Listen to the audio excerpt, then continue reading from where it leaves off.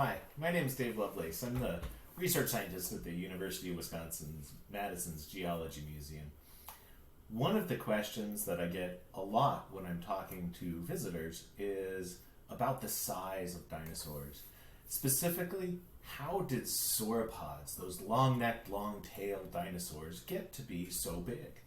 And one of the reasons that these animals got to be the size they were, which is enormous, is in part due to the fact that they have an air sac system within their body that is very similar to what we see in birds.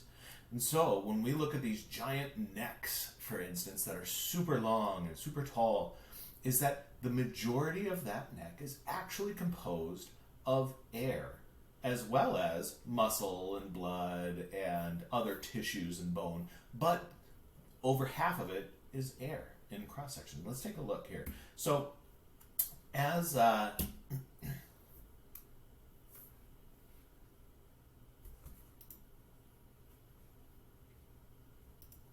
we go.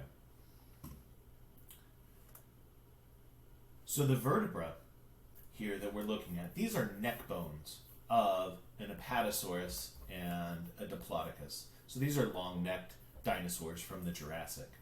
And if you look at this kind of sculpting, this smooth area in here, and these little tiny ridges all throughout this vertebra, all throughout this neck bone here, those are spaces that were filled with air sacs. And those air sacs were connected to the lungs, in effect. And so every time that the animal would breathe in, it is filling up these air sacs and then pushing the air from the air sacs through the lungs back out the mouth. And this one-way circular system of breathing is one of the reasons that birds are so good at the things they do, like flight. It allows them to have smaller bones, and it allows for a very efficient oxygen exchange system in the body. So looking at the structure of these sauropod bones, if we were to look at them in cross-section, so here it is. If I were to cut this vertebra right here, that's what we're going to talk about. And here's what these little air sacs that are filling all of these holes would have looked like. Well, in cross-section, and this is looking basically down the line of the neck, here's this is where the neural canal, that's where the spinal cord would have gone. And all of these blue areas that you see would have been filled with this air sac system. And those air sacs would have been kind of like long tubes connecting all the way down the neck. And you can see over half of this area is composed of air sac. That's pretty significant.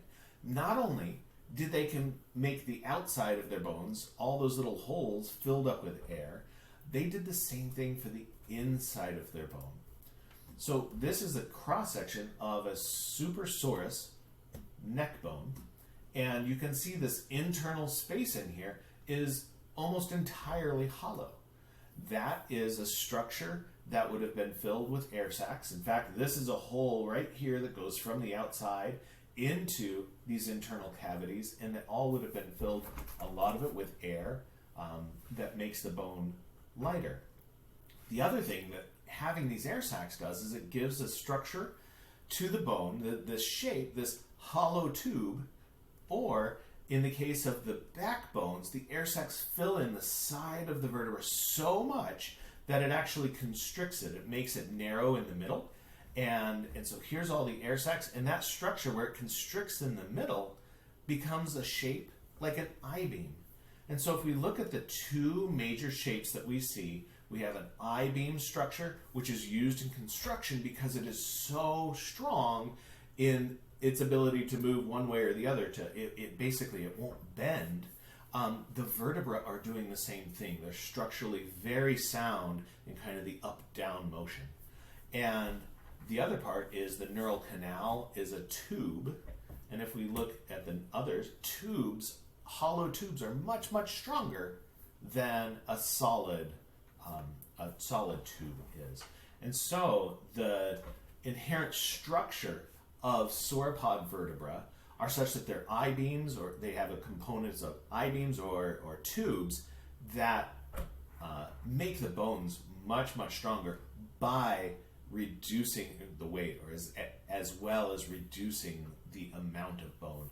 So not only is bone expensive biologically to make, it's very heavy.